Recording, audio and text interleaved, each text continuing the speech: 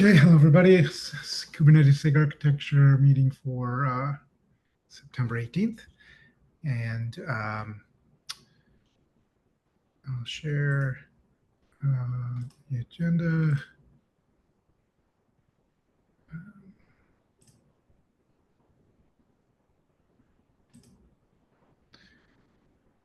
Okay, looks like Tim Allclair, you are up.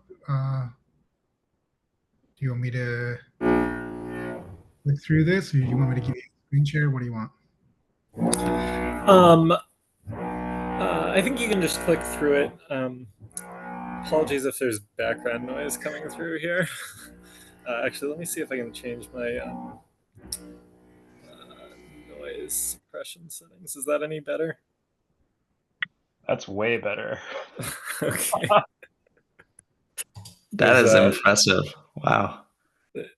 Sounded like Tron.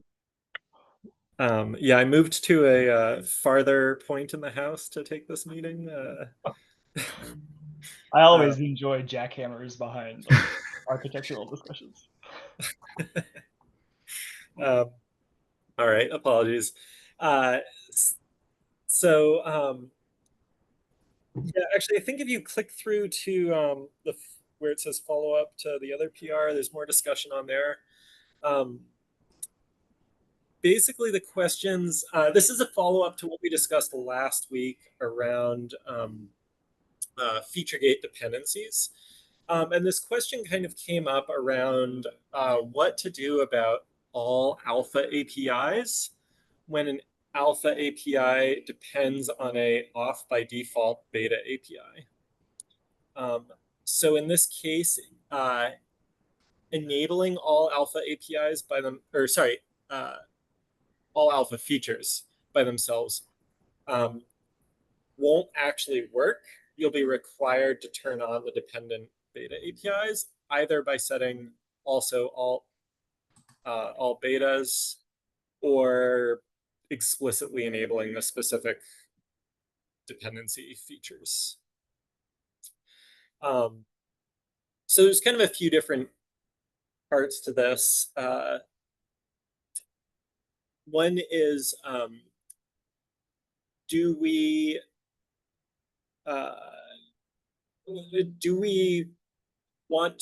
care about testing all alpha features by them in isolation? There's currently a test job that just enables all alpha features, but not all betas.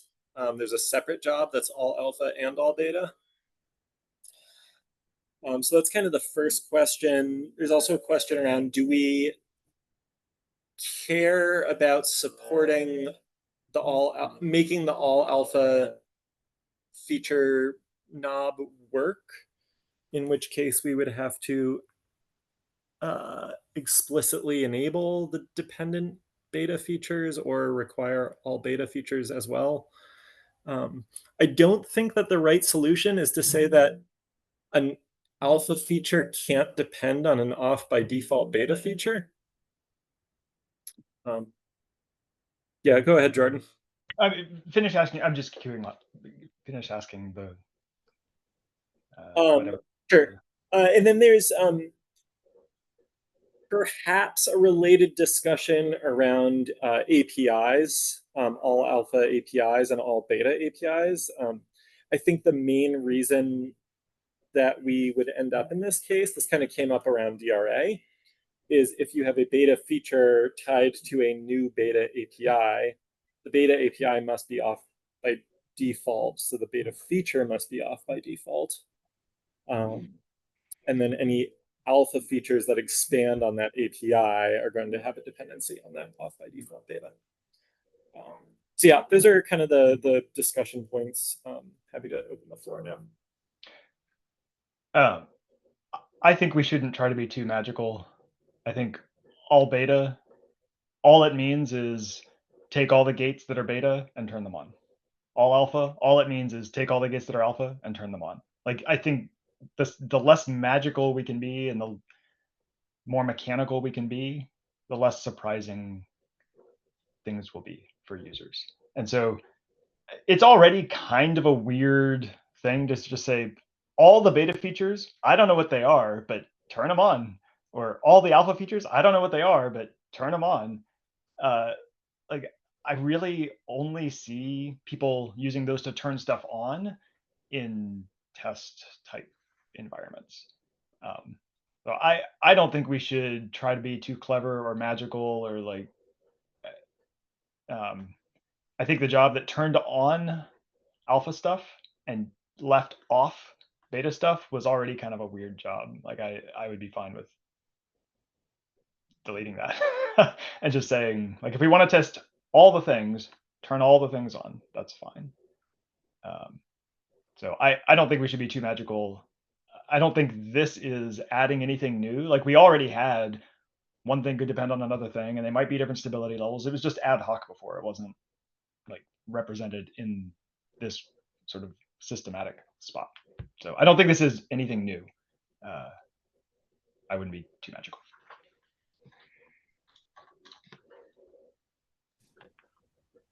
I concur with that. Like it's already already if you turn on all alphas and it depends on a beta, it doesn't work. Like why are we gonna, just because now we know how to do it doesn't mean we have to do it. Yeah. And the error message you get is like very clear. It says you tried to turn on this thing, which depends on this other thing, which isn't on. Like I think that's a fine error message to give someone. And if they want to turn on all the alpha stuff, they can either turn on the specific things that those things depend on. That would be fine. Or they can just say enable all betas too. Both of those are reasonable responses.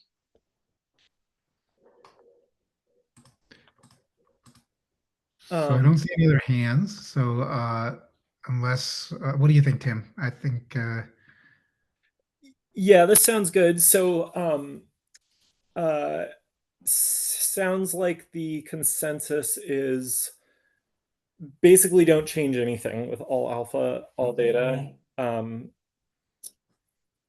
Continue to push forward with the explicit dependencies, and basically just drop the all alphas, not all betas CI job. As a generic job, that's what I would recommend. That one always struck me as kind of strange. I think this came up because there is a on by default DRA beta feature, but the main core DRA feature is off by default, or at least was in a previous release. Yeah, I think that was right. That was sort of like a accident, almost, right? But it had an accident with no real effect. I think in that case, Jordan, if you're talking, your audio is not coming through. That would have been something great to flush out, like with this. If we had this in a structured way, like this little sub thing depends on the main thing, and the main thing is off because the API is off. Like this would have caught that and said, you can't do that.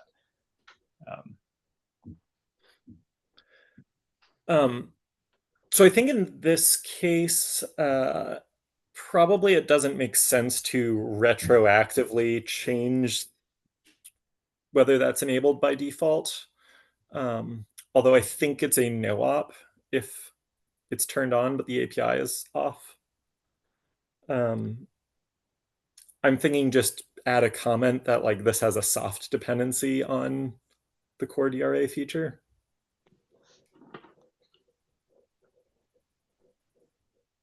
Any opinions about that?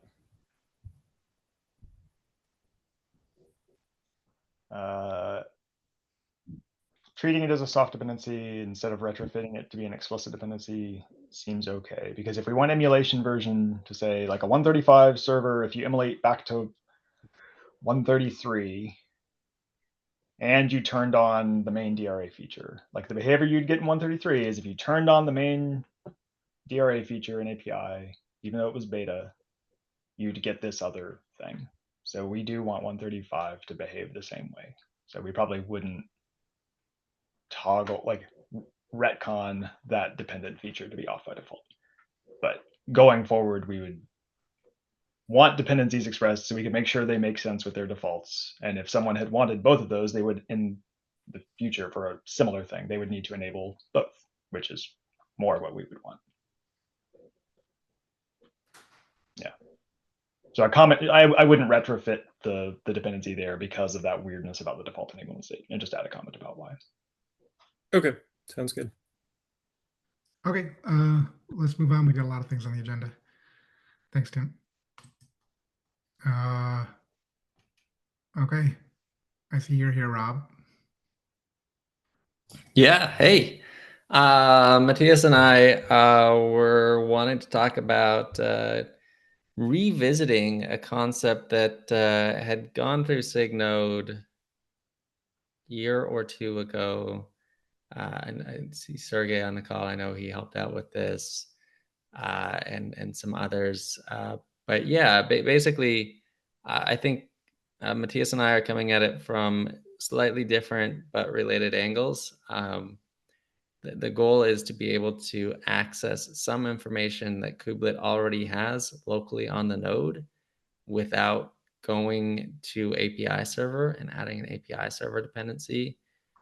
My specific use case is for health checks. I would like to know the health of the pods that are on the node from Kubelet directly. And then, and it's pretty important for us to have that without an API server dependency. You never want the result of health checks to have to, round trip through API server before you can get the result, basically. And then Matthias, maybe I'll let you speak to your use case. I think it's Kubescape related. Yes. So in the Kubescape project, we have an eBPF agent on every node, and this agent checks all the containers, and so it can get a lot of information from the CRI already, but we need some Kubernetes information such as labels or annotations or container statuses. And it would be nice from a scalability perspective to get it directly from the kubelet. Yeah, I remember this from a while back. I thought we implemented part of it, but it was. Sorry, go ahead. It was, I think, largely approved in SIG Node, but I don't think we got very far in terms of implementation, unfortunately. And now that we've brought that up again, I think Sergey raised some concerns that we may want to revisit some parts of this cap before moving forward, and not just recycle the approval that's now maybe a year or two stale. One of the concerns I remember from the past was, right, what kind of information leakage could we get, and how do we secure that kubelet endpoint, and how do we provide, all of a sudden now we need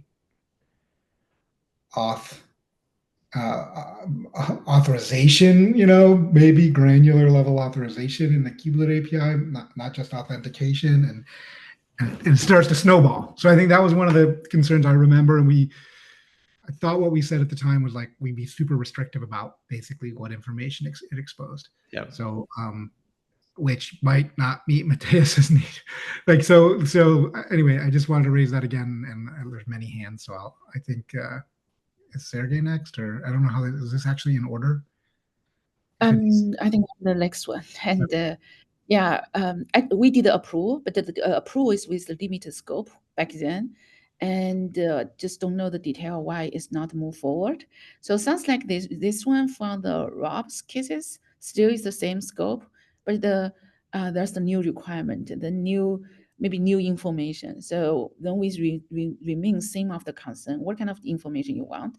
Because I remember last time we so limited of the scope and the information, and please correct me wrong, and also security approved, right? So that's kind of back then I remember that's what, but didn't just in the middle and just didn't make progress without. I don't know the. No, never no, come back to plus- me. I even wonder. So Yeah, you're completely sorry, go ahead. go ahead, Robert. Go ahead, please. You're completely right. Sadly, the only reason this didn't reach completion is some prioritization shifted inside the team that was doing this to start with. And so shame that happened, but I hopefully we can, have more success this time. What I would say specifically about the CAP is you're raising what I think is a critical point for discussion here. What access, if any, is safe to provide to pod information? We had previously worked with the assumption that a name and health status was largely safe public, information. The concern is that if we add annotations and labels for Matthias' use case, and specifically annotations where you get like last applied configuration, is a pretty large increase in scope. And so these may, despite seeming very similar, these may end up being different APIs or different endpoints or different something, so yeah, that would be my thought here. Yeah, basically it's just security concern. We can explore, right? So that definitely, and also worry about the security and the privacy. That's the basic, yeah. Okay. I think I'm next. The question about like what information is exposed. If it's just pod status, that's a lot clearer. Like daemons on the node should have access to pod status, and we control what's in pod status. So it's less like we don't put environment variables and like arguments and stuff from the pod spec that is ill-advised to be in the pod spec, but people put it in there anyway. That doesn't make it into pod status, container status. So once you start pulling in pod spec or annotations, especially the last applied stuff, that starts to get a lot weirder. The other piece was that I remember talking about last time was whether the data that comes back is the kubelet's most recent view of the API server pod status, or the kubelet's most recent view of its own pod status that it's trying to report up to the API server.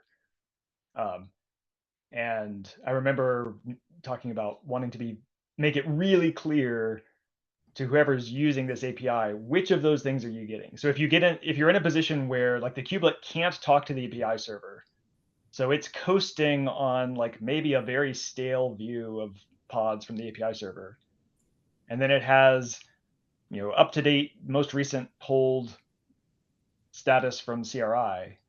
Like those could be minutes, hours different. Like which of those things is someone hitting this API going to get, and how will they know? Like, do they have to pick between them? Do we have use cases where they actually want the kubelet's view of the API server status, or they want the kubelet's view compiled from CRI? So how do they know, and which do they get? That's what we need to be clear about. From the very narrow use case I've been focused on, it is very clearly the kubelet's view of the world, not persistent to API server. We don't care what API server thinks. We already have a separate path to what, and from a networking perspective, we know what endpoints we're trying to send traffic to, and that's related to API server. What we want to solve in this very specific piece is what is the health of that endpoint as viewed by the node or the local component, and don't really care and prefer that it not round trip through API server before we get it. Yeah, that's what we promised to do. And one of the convincing cases, it is back then, not just because performance, is network partition. And when network partition between of the API server and the node, and but the pod services still continue serve and the pod is still running. So we want the Kubernetes, like the live status. So that's kind of, at the final, we convinced to deliver this kind of things for the network use cases. Yeah. Lyra use cases too. Yeah. Tim, you were next, and I am after you. Oh, I forgot I raised my hand. I was going to echo the auth problems, right? With all the configurability that we have for auth in the API server, we can't replicate that on the kubelet. So it has to be very safe information and very coarse auth and local.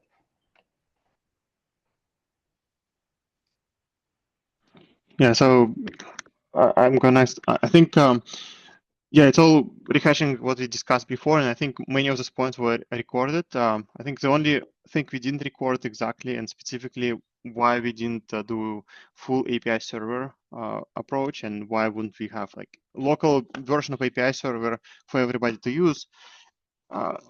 I wanted to make sure we went through the discussion and recorded it properly this time.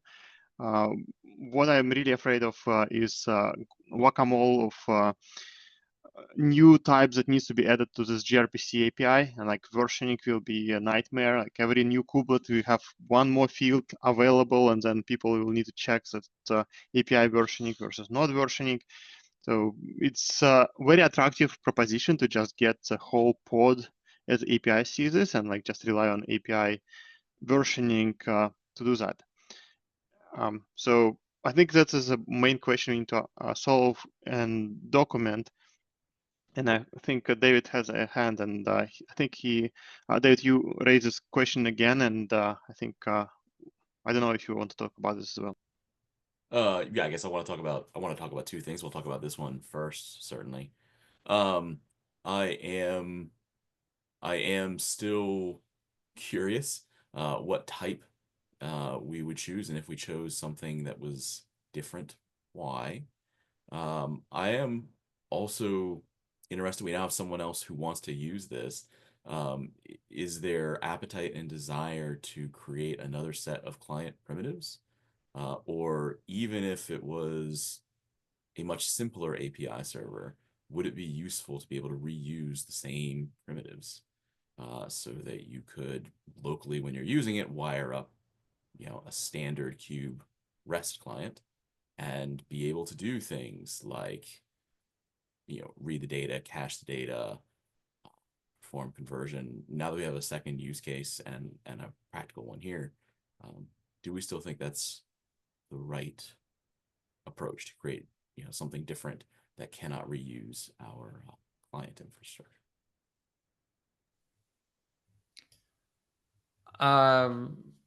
Maybe. So actually, let me start with the first one first, because I think that I have a clearer opinion on that. If we're saying that pod status is largely safe here, even though the very specific use case I'm interested in is, pod health, for lack of a better term, it seems plausible to me that the way we represent that is using the existing pod status, API surface.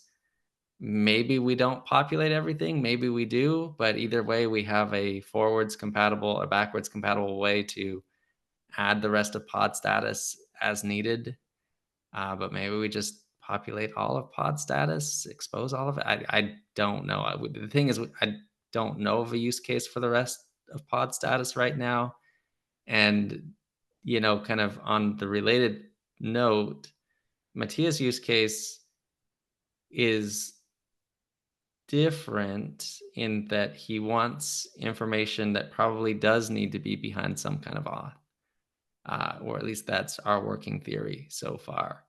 And so it may require a meaningfully different kind of endpoint than one that we can kind of just have either no auth or very primitive auth in front of, such as pod status or pod health.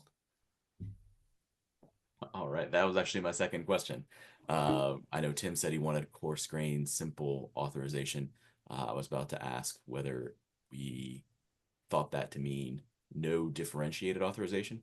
So every authenticated user or every user with access gets the same level of access, or whether that meant we will have some simple local thing that the kubelet will use to make authorization decisions. So I would start with, like, we must not require that kubelet be configured in the exact same way that the API server is for auth, which means we're going to end up with different rules, right? If we can't round trip to the API server and we can't guarantee that they're the same rules, then they're going to end up with different rules, which means they have to be coarse and they have to be obvious. And I mean, that's different than where we started before. So like previously it was, there doesn't need to be any. It was, if you have access to the endpoint, you can use it. That was the first iteration that came up here about a year ago. And so if we've progressed from there to, we want to be able to authorize users and we want to be able to differentiate those users, that's a big progression and I'm glad to see it. But that is a very different thing. Yeah. I agree. So let me start with a question for the room. Like, if I'm in a user of namespace A and I am able to get any information at all about something in namespace B, the existence of a pod in namespace B, the name of that pod, is that an information leak or is that acceptable?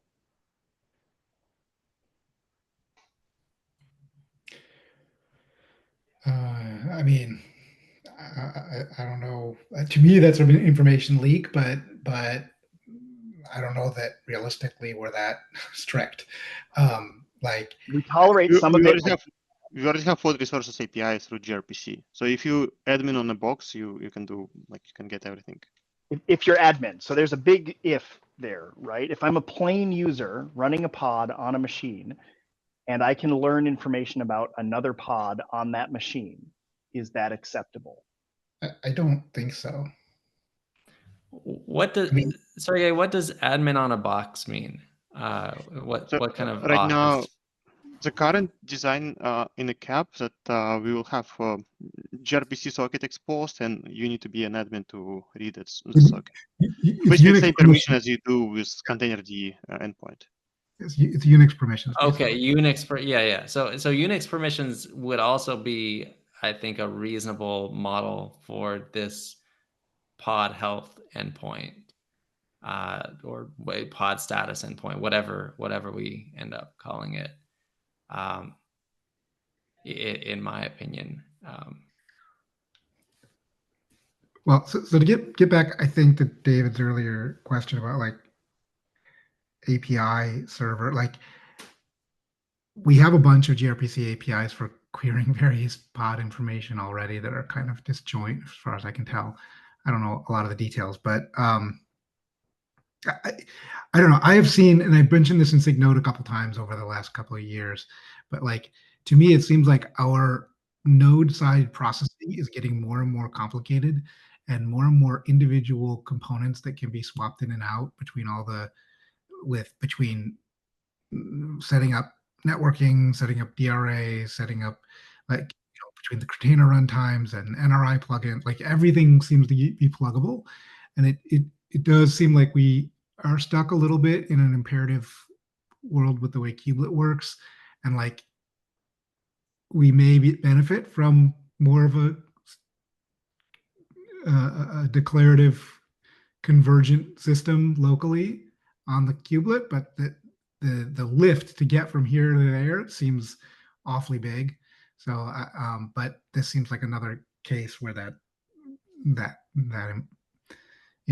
we have a whole node readiness discussion, right? About like how do we know when it's reached a ready state, and you've got all these daemons that have to run, and like we don't have a great mechanism for coordinating them, and then you that's just at the basic node level, right? And then you've got the pod readiness here. We're talking about pod health. So it seems like we're missing some API surface that would be or functionality that would be useful, but I'm not sure the appetite for that kind of transition.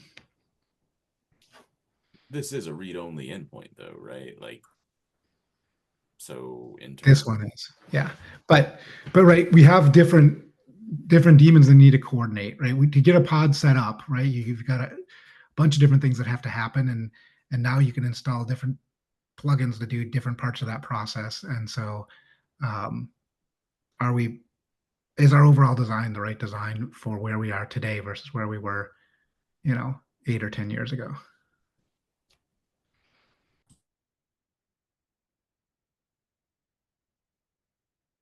Anyway, like I said, the appetite's probably not there for that, but I think Tim may be next. I don't know. I don't know the ordering of these hands. They don't make any sense to me. Sorry, stale hand. Oh, Sergey. Yeah, I wanted to again talk about security and like the way we implement it right now. I don't know, David, where you saw this more granular security, but I think what we discussed is if you get an access like Unix permission to the socket, you will have all the information. And I started like, I mean, originally I wanted to do like the small step, and we all agreed on gRPC that only satisfies a small scenario, and then we'll iterate on the scenario. But more I think about it and more scenarios I'm asked about, it just makes sense for me that we already have admin on a box, Unix admin on a box have access to CRI endpoint and to pod resources API and to all other things where we theoretically the customer can construct this information. So why wouldn't we just return whole pod, like all the pods on the node, like all the like API servers, data types to somebody who is admin on a box, and we will eliminate the need to do versioning and duplications and all sorts of headaches that comes into from yet another gRPC endpoint that everybody will be iterating over. So that's why I really like this idea of like I really like to revisit this idea to just return the whole pod and be done with that forever, than just then introducing new gRPC and iterating over it over many releases.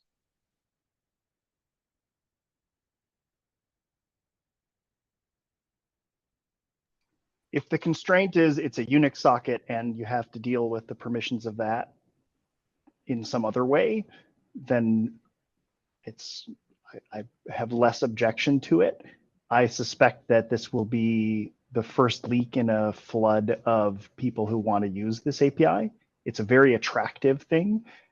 So I suspect that we will have more and more people who want this, and they want it fast, and they want it accurate, and they want it with my namespace only. Just show me my things, that's fine. Or my tenant, whatever a tenant means. And if we only have the one Unix socket for that, how would you differentiate? You're allowed to list them for this namespace and not for that one, or you're allowed to list it for these types and not those. Yeah, you can't. You have to have a Unix socket per some unit, and then feed them to pods, and then pods can use that to get information. It's not impossible. It's just a much more sophisticated system. Seems likely that if that were the case, we would be pressured to simply place everything behind one course. Can you see everything or not everything, right? That's yeah, weird and stuff. so far all the use cases are some health monitoring or some sort of system-wide agent that does monitoring and needs this information. One question for Matthias related to this. Is your use case also accept, like if we have a single endpoint, for health, I think it's reasonable that endpoint is Kublet's view of the world, not API server's view of the world, like before things get to API server. Does that also satisfy your use case, Matthias, or are we going to have other use cases here where the view after API server, after something has gone through API server, is more useful? Good question. I think the local kubelet view is enough because we are already like collecting some information through the CRI directly. So we somehow have to check or like wait or like retry to make sure we are aligned with the API server. So I think and in any case we have to compare. So I don't think the kubelet has to do like the reconciliation first before showing me this information. Tim? I agree with Sergey on exposing more of the or the whole pod API as a way to avoid playing whack-a-mole with every piece of information that needs to get exposed. But then I think this question of is it the kubelets view or the API server view becomes a lot more complicated, because the kubelet actually has a whole bunch of different views of pods. There's a whole bunch of different pod caches and pod states represented within the kubelet. And so we need to be really careful about or precise about which one of those views we're exposing here. Or maybe we end up needing multiple APIs to see different views. Yeah, but For instance, we have pods and running pods. I think we had said like the requester should indicate which one they want, or the shape of the API the kubelet exposes should make it clear that there are these different views. Like here's the pods I know about. Here's what I think the API server had. Here's what I'm trying to report to the API server. Here's what I constructed from CRI. Like, you know, I think we said there's 2 or 3 different caches or views, and making sure that anyone using this API understands those differences exist, understands at a minimum, and then maybe we have a need to expose it or not. But the more varied our uses get, the more likely it is that, you know, someone health checking local stuff is like, I don't care what the API server says. I just want to know like what's the latest observed reality. Someone who's like trying to actuate the kubelet's most recent view of the API server is like, well, I want to know this one. We can start small, but we should try to avoid confusion and try to shape whatever we end up with in a way that if we need to expose the next view, there's a sensible place to do that. Okay, so there's still a lot on the agenda. I don't think we're going to solve this here. Matthias or Rob, are you taking over ownership of? I don't know who had this cat before. Can you make call out all these questions and decisions that have to be made, and we just have to iterate on the cap in the very tight time frame we have if you want to be in 135. Yeah, this is a very tight time frame. I think we will probably spend most of our time chatting in SIG node meetings, but we can also come back here. Just you know, FYI that we're trying to get this moving again, and we'll try and capture these notes in that cap, and any all feedback is appreciated. Thank you. I think you're next on the agenda as well. So. Oh yeah, cool. All right, I'll try and be quick, but oh man, I don't know. This is a bit of a rabbit hole. I'll try and time box myself.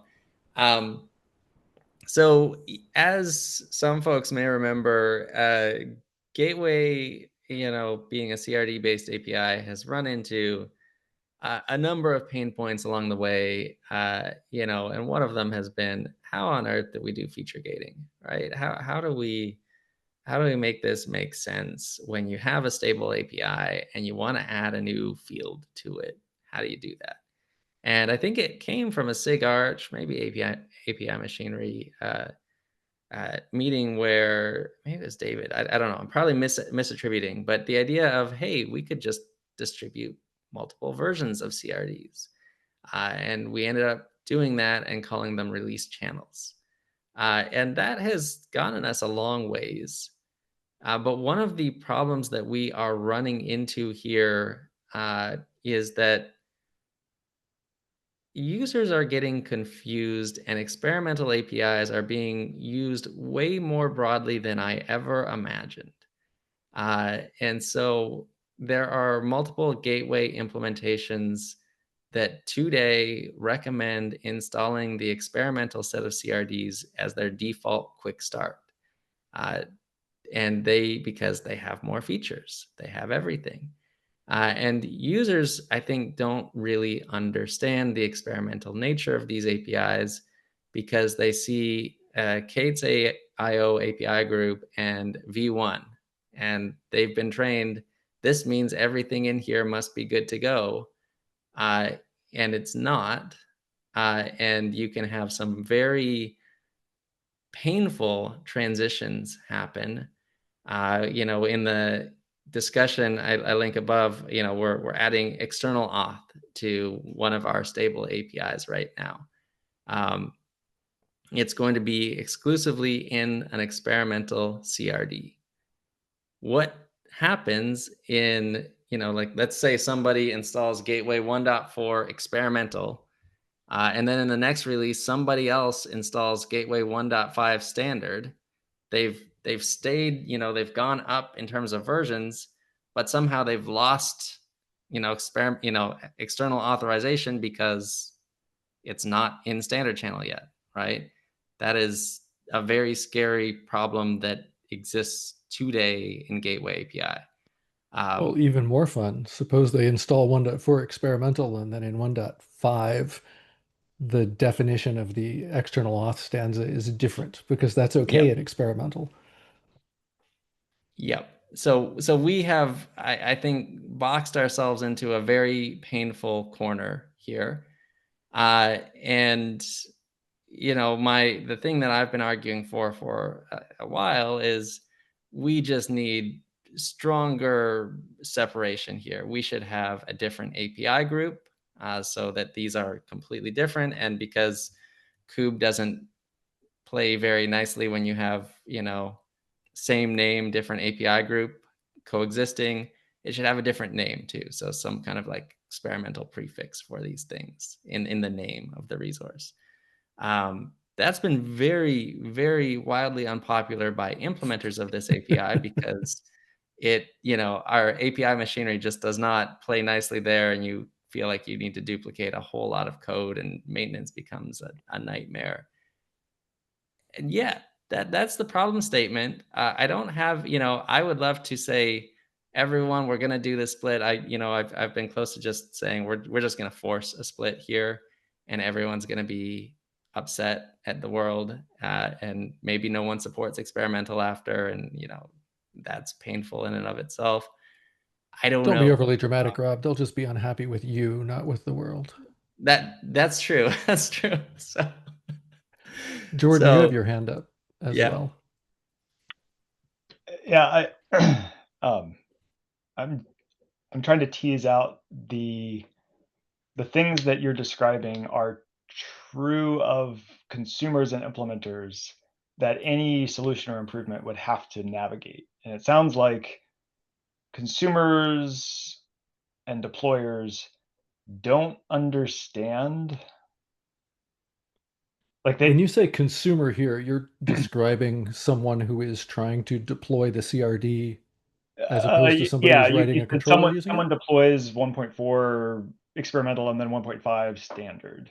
Like whoever that someone was, the person pulling the lever that says, put this thing in my cluster, turn on this thing. I chose the channel to deploy, or I chose the feature to enable, or I chose the whatever the switch is. Right. If they are wanting access to things that aren't stable, but are confused about the implications of that in terms of later returning to stable, or later their use of those unstable things biting them in some way. That seems like whatever the mechanical solution is, that confusion seems fundamental. Like whatever the lever is, like if the lever is a new type, or the lever is a gate, or whatever admission thing, like whatever the lever is, if they want the new thing and they don't understand how it can bite them, they will pull that lever. Yeah, no, I think 100%. for sure, and I think it's at least possible to communicate to the person installing the CRDs, like a cluster admin. Yeah. This is experimental. The Probably problem is possible. Sure, fair, but the distinction that has been much harder, I think, is the end user that's actually configuring a gateway or HTTP route just sees v1 and doesn't realize, hey, there's something dangerous here. There's something like experimental, because we don't have anything in the actual manifest. They're just applying a v1 manifest with no warnings. So one possibility validating admission can issue warnings. So I looked into that. Okay. Yes. Yes, and that's so even if you didn't block the thing, if the experimental version came with a validating admission policy that whenever you use one of the experimental fields, it warns you.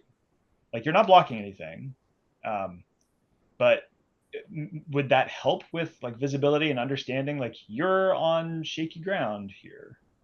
I thought about that, but I also thought that there's a pretty decent chance those warnings just get swallowed by CI. You know, assuming most people are using a CI system and aren't paying attention to warnings, they only like look when their job is red, and this wouldn't turn anything red. It would still be green and work.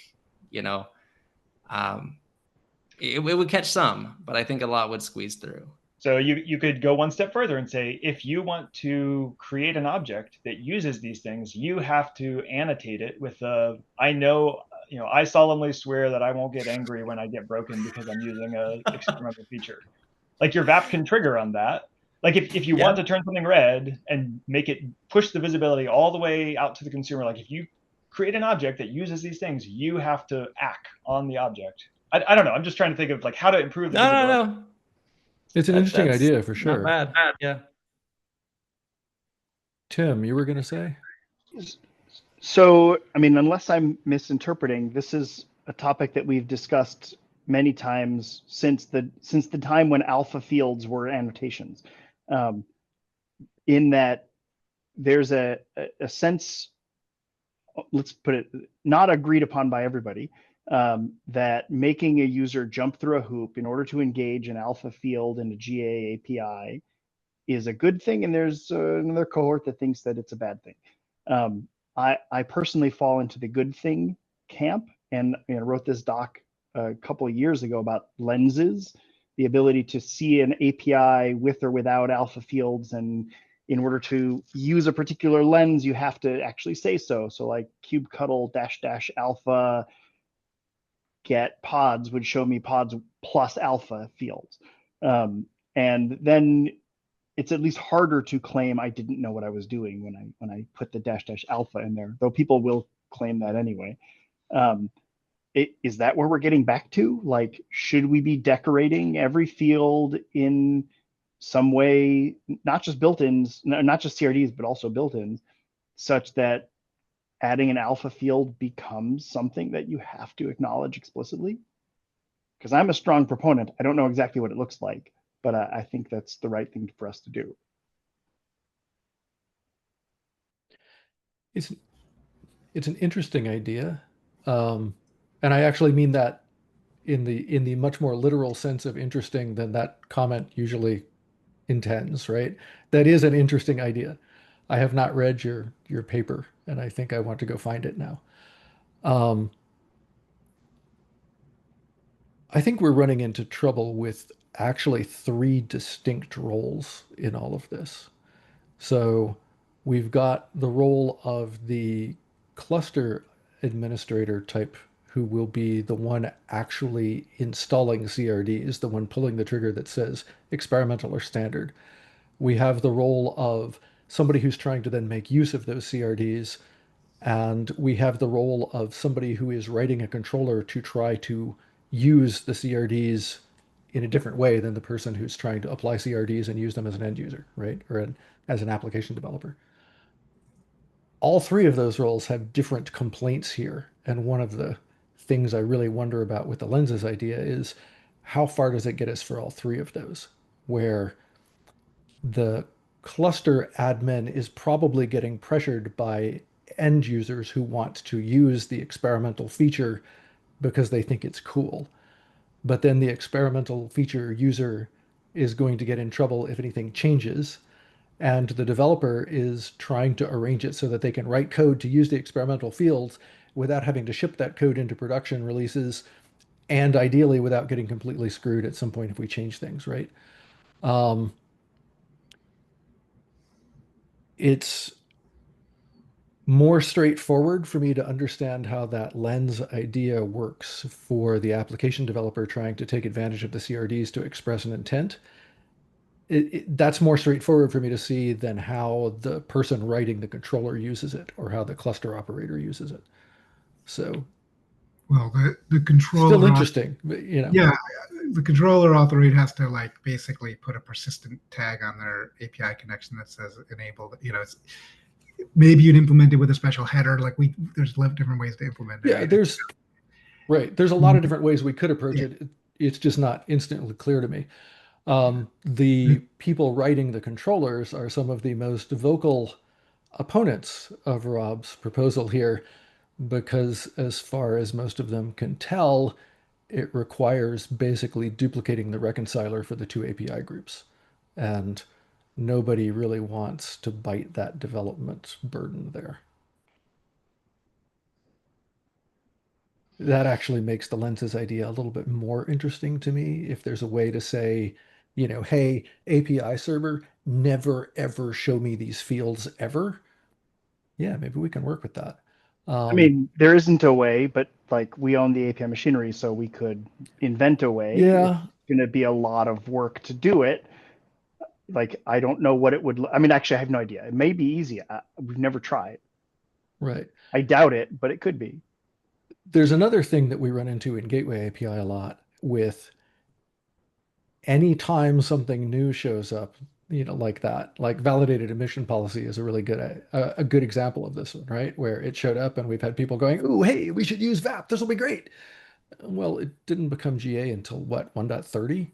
So there was a period of years where people were talking about how cool it would be, and everybody else is kind of going, well, I mean, most people out there can't use it. So I love the idea of changing the API server to help with this. I also would really love the idea of something that we can do in the short term to be able to help people while we wait for the API wait 2 server. years. Right? It's a tough sell within the community. Let's just leave it at that. Okay, we are very close to time. Obviously, we're not going to get to everything on the agenda. Have we bottomed out on this? Like, what are our next steps here? Yeah, I think we've got enough to play with in terms of ideas to move forward. So thank you, everyone. And we'll follow up maybe next SIG Arch or something like that. But thanks for all the time. I know I've monopolized a lot of this. That's okay. All right, so Sergey, is yours? Can you fit yours in 4 minutes? It might. We discussed recently in different forums like how much support we need to provide for Windows. In the past, Windows was lacking some security features and stuff like that, but it was mostly on par in regards to pod lifecycle and pod resource management.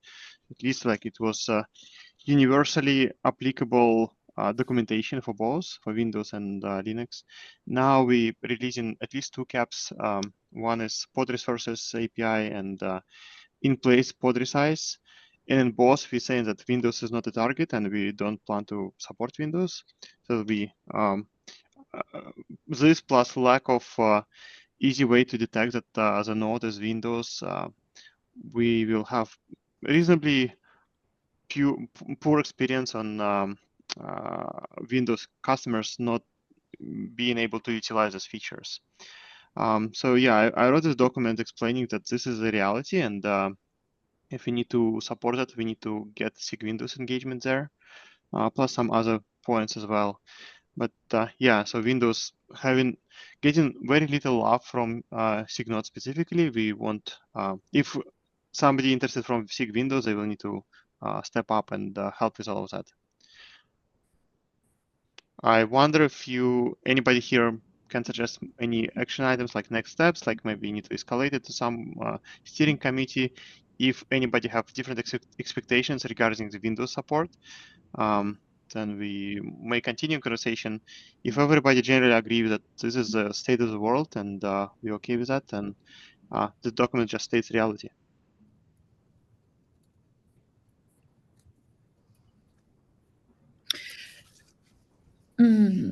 So Sergey needs to make that needs the add approver here, like the signal, the lead and the chair can approve this one once we are and ask people, share of the feedback and inputs, raise the concerns. Basically, for the resource management, until SIG Windows have the request, have the design and the review with us, we basically, any new feature we added, in-place pod resizing, pod level resource, we won't make that available for Windows because we don't have in knowledge. We also don't want Windows support because to keep off the Windows node have the same feature priority, then slow down all the other features on the Linux, because right now it's really critical time. We need to evolve faster, development faster, and to support the more workload, the new emerging workload. If we lose this chance, we just lose forever. So that's why I don't want Windows become the blocker or slow down us. So I think what essentially is saying is that SIG node scope is Linux and not Windows. I mean, you'll help out if the SIG Windows wants to do things that you need to coordinate, but you're not going to implement things in Windows. And that, I mean, that's not really a SIG architecture call. That's a steering charter type of call. But I think that it's, from my point of view, that makes total sense. We have a SIG Windows for a reason. Dan's got a hand up, and then we gotta go. I just want to say, I think SIG Network would like to get in on this and say us too. We also had the same problem with, we define features and sometimes, or well, pretty much never they get implemented in Windows. And so, yeah. Yeah. Every time, every feature, I have to personally also say, please exclude Windows for now. So I want to thanks Sergey to document this one, so it become like the SIG and the general. If we agree, of course, we need, and will be general decision. And from the signal, instead like case by case, we always end up discussing. Yeah. Makes sense. Jen, do you want me to add you as co-author? Sure. Okay. Probably add SIG Network in there, but I know we're almost out of time. But Janet had an agenda item. Maybe this is quick, Janet. Yeah, it will be quick. I want to make a quick announcement. Can you move back to the notes? Yes. Quick announcement to the AI Conformance. We've finalized the first version of AI Conformance, and then you can click on the CNCF repo and find more details. We're going to upload the instructions for all vendors to do self certification for AI Conformance. And then we also created another repo on, you go back to the notes. The second link is the new repo for ongoing discussion for the more requirements for the future of AI Conformance. So feel free to look at the repo, look at the AI Conformance requirements, and participate async. Yeah, that's it. All right. Thank you, everybody. And Rob, we can talk about your other one next time. That's great. Thanks. Thanks. Bye-bye. Thank you.